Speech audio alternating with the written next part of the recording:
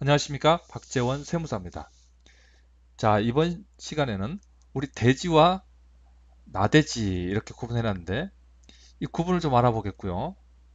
자, 이런 돼지와 나돼지를 처분할 때는 이 장기 보유 특별공제를 받느냐 안 받느냐는 굉장히 중요한 이 세금 차이가 난다는 겁니다. 자, 그래서 우리 돼지와 관련된 세금을 적게 내는 방법들을 쭉 알아볼 텐데요. 자, 그럼 돼지는 뭡니까? 나돼지는 뭔가요? 자, 그림에서 한번 자세히 보시죠. 자, 돼지는 건축물이 있는 땅을 대지라 그럽니다. 건물이 있어요, 땅 위에. 그런 땅을 대지라 그러고요. 건축물이 없는 땅을 나대지라고 합니다. 자, 그래서 우리가 대지로 보유했다가 건물을 나대지로 보유를 했다가 건물을 지으면 대지가 되겠죠. 자, 그런데 이 대지와 나대지를 팔게 되면 세금을 많이 내게 됩니다. 대지는 건물이 있기 때문에 사업용이라고 합니다. 그 목적에 사용했구나. 그런데 나대지는 너 왜 건물 짓지도 않으려고 샀어? 투기 아니야? 그래서 비사업용이라고 합니다. 자, 비사업용이라고 해서 양도세 계산할 때 공제해주는 대지는 공제를 해주는데 비사업용인 나대지는 장기보유 공제를 안 해준다는 이야기죠. 자, 이런 나대지를 건물을 지을 수 있지만 짓지 않는 상태에서 파는 경우입니다. 자, 이럴 때는 세금 폭탄을 맞게 됩니다. 굉장히 많습니다. 자, 그래서 자, 주요 활용 대상을 볼게요. 자, 우리 나대지를 실제 내가 가지고 있지 않더라도 무관한 일이라고 생각하지 마시고요. 주변에 세금으로 고민하는 분들이 있다면 꼭 알려주시면 좋을 것 같습니다. 자, 실제 나대지를 보유하고 있는 분들은 이 굉장히 고민이 많다라는 겁니다.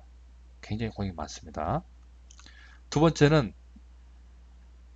정말 이런 우리가 돈을 모아서 투자를 하게 된다면 이 대지를 구입하는 경우, 자, 이런 부분도 투자죠.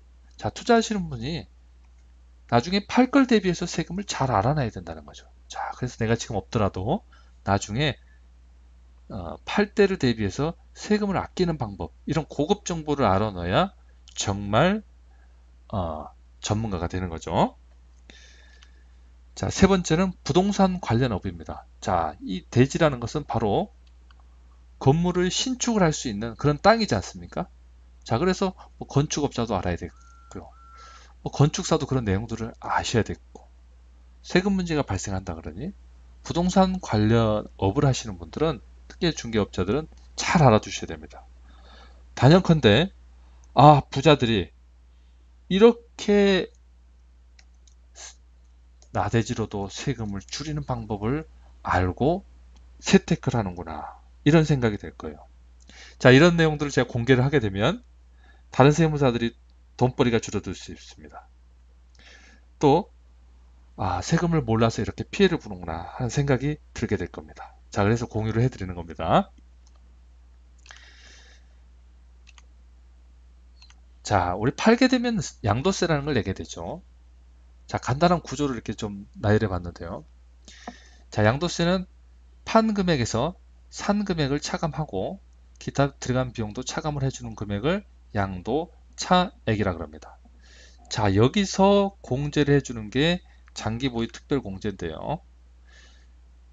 말 그대로 장기로 보유했으니까 특별히 빼줄게 라는 이야기입니다. 자, 이걸 뺀 금액을 양도소득 금액이라고 그러고, 이 금액에서 250만원 기본적으로 공제를 해줍니다. 자, 이렇게 뺀 후에 남은 금액이 얼마 남았냐에 따라서 세금을 정하는데, 우리가 중요한 건 지금 장기 보유 특별 공제라는 이야기죠.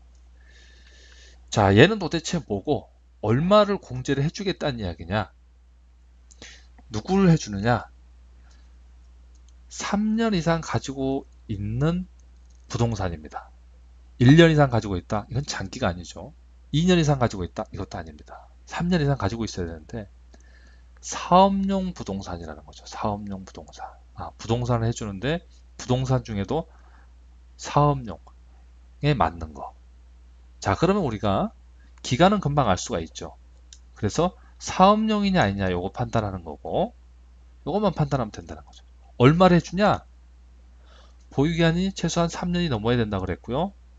최장 10년 이상까지를 걸쳐서 해줍니다. 자, 그래서 최저 10%에서부터 최대 30%까지 공제를 해줍니다. 하여튼 계산할 때 장기 보유 공제라고 해서 요건이 되면 요 금액을 빼주겠다는 이야기죠. 양도 차익의 몇 프로를 빼준다는 겁니다.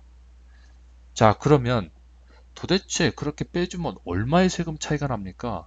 그래서 눈이 뒤집혀진다는 거죠. 한번 볼까요?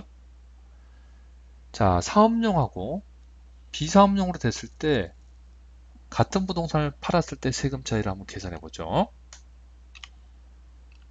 자, 10년 이상 가지고 있는 지금 땅을 하나 팔려고 합니다. 공제를 받지 못했어요.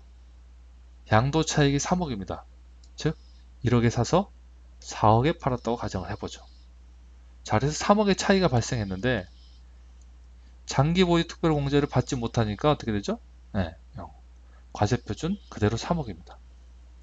자, 3억이 초과되면 우리 최대 세율이 40% 정도 됩니다. 그러면 1억 2천 세금 내는 거예요. 그런데 이게 장기 보유 특별 공제를 받았습니다. 받게 되는 거예요. 그러면 얼마 돼요? 3억에 30%인 9천만 원을 장기 보유 공제로 차감을 해주니까 과세 표준이 2억 1천으로 줄고요. 세금은 8,400만 원이 나옵니다. 자, 세금이 3,600만 원이 줄었어요. 웬만한 사람의 연봉입니다. 내가 같은 부동산을 팔면서 이렇게 세금 차이가 난다면 정말 고민을 해봐야 되지 않겠습니까? 자, 실제 이런 사례들이 많이 있기 때문에 제가 다음 시간에는 그 사례를 통해서 이런 경우가 있겠구나 라는 것들을 함께 알아보도록 하겠습니다.